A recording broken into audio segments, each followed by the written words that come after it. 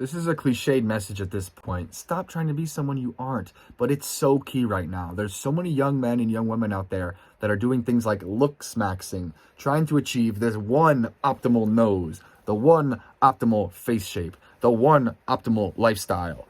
It's like people getting plastic surgery. And yes, sometimes they level up their attractiveness, but the people that get a ton of it, they end up looking like one singular attractive person who's like spread out all over the world. It's bizarre. Like, the surgeons know how to make one good nose, and so they go with that one, and everyone looks the same. And yes, that often improves a single person's life. I'm not going to pretend like plastic surgery doesn't help people. If it didn't help, people wouldn't get it.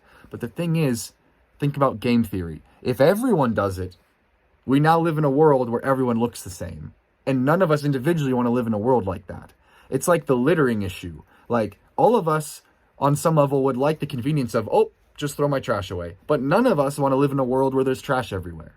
So we have to not defect in this moral agreement. We need to say, I'm not going to try to be one monolithic, weird clone of a person, even though it might help me in the short term or help me in my own life. And you're not going to either, because we want to live in a world of individuality. Because we need that to live in a good world. We need someone that can design rocket ships, and someone who can write a song, and someone who can make an amazing omelet, and someone who can fix a house if the pipes burst. We need all of these different types, but in the route to optimization, we are looking to be one thing, because that's what optimization means, especially in this programmer sense. And I think so many young men becoming programmers has probably influenced culture more than we think. They think about optimizing in one direction, that there is one optimal state, and that there is some abstract perfection that we can all head towards and move towards. It's such a shame to optimize, because usually optimizing is essentially just shaving off your edges to make you this kind of weird, machined, lumpy form. Like, I think about how modern cars are designed. Like, have you seen these photos of how every car looks like a Honda Civic, like kind of like a lumpy fish shoe shaped thing, whereas in the past some cars were like really triangular or rectangular or had harsh edges. Like, people hate some of those old cars. Some of them are just obnoxious. They have these huge exhaust pipes. But in that world, which we can see now in Havana, Cuba, it's a lot more interesting on the road. You see a lot of beautiful, interesting shapes. You live in a bright, vibrant world.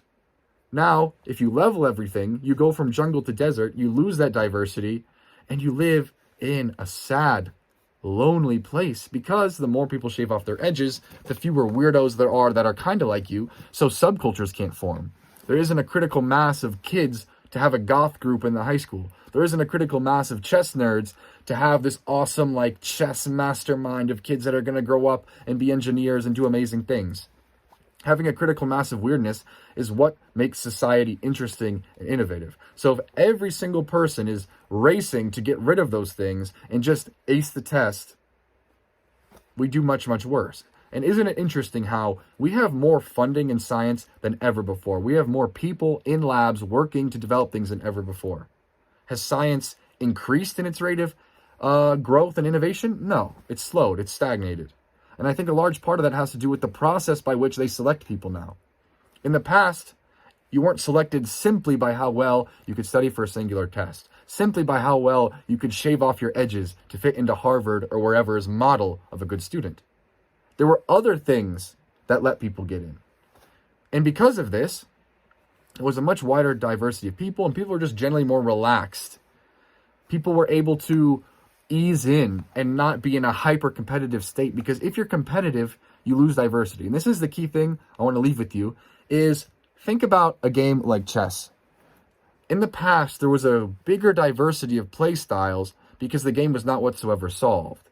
But now, if you're playing at the higher levels, you have to use a certain set of strategies, a certain set of openings, a certain set of whatevers. Because it's so competitive, eventually you are optimizing towards a very, very limited slice of good play styles. However, if you're playing with this kid down the block who doesn't know anything about chess, you guys can play in a million different ways. You could just throw the pieces around. You could do these ridiculous openings where your king goes out first. Like, the more competition there is, the less room there is to be diverse, to be free, to experiment, to try things out, to be weird, to reach a critical mass of weirdos that do their whole thing and like break off from the rest of society and do something interesting. Obviously, I'm going really big picture here, but this applies to the smallest things. This applies to looks maxing. This applies to you trying to look like everyone else.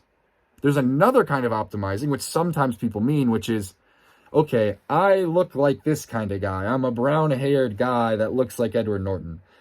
What's the best I can do with that? That's one thing.